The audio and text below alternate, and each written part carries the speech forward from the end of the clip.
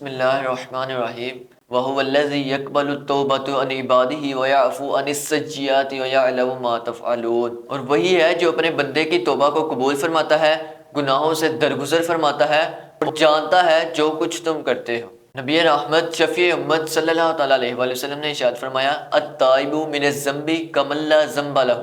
یعنی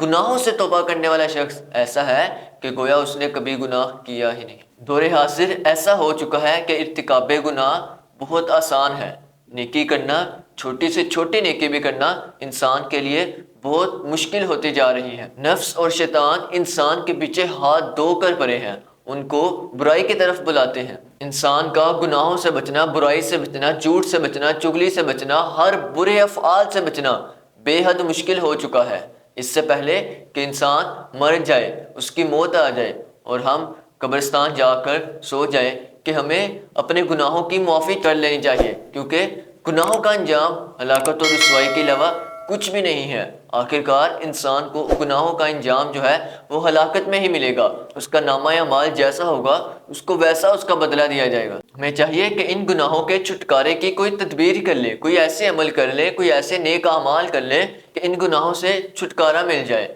اور اس کے لیے ضروری ہے کہ ہم اپنے پروردگار کی بارگاہ میں توبہ کریں، سچی توبہ کریں، کیونکہ اپنے پروردگار کی بارگاہ میں، اپنے مالک کی بارگاہ میں سچی توبہ کرنا اسے بہت زیادہ پسند ہے۔ اور سچی توبہ ایسی چیز ہے جو انسان کے ہر قسم کے گناہوں کو دھو ڈالتی ہے، نہ صرف انسان کے ہی بلکہ اس کے نامہ اعمال کے بھی گناہوں کو دھو ڈالتی ہے، اس کو ختم کر دیتی ہے۔ ارشاد باری تعالیٰ ہے ان اللہ یحب التوابین ویحب المتطہرین، کہ بے شک اللہ تبارک و تعالیٰ پسند رکھتا ہے بہت توبہ کرنے والوں کو، پسند رکھتا ہے ستھروں کو۔ اور تمام نبیوں کے سردار، دو جہاں کے تاجور، سلطان بحر صلی اللہ تعالیٰ علیہ وآلہ وسلم نے ارشاد فرمایا توبہ کرنے والے شخص اللہ تبارک و تعالیٰ کا محبوب بن جاتا ہے، اللہ تبارک و تعالیٰ اس کو اپنا محبوب بنا لیتا ہے۔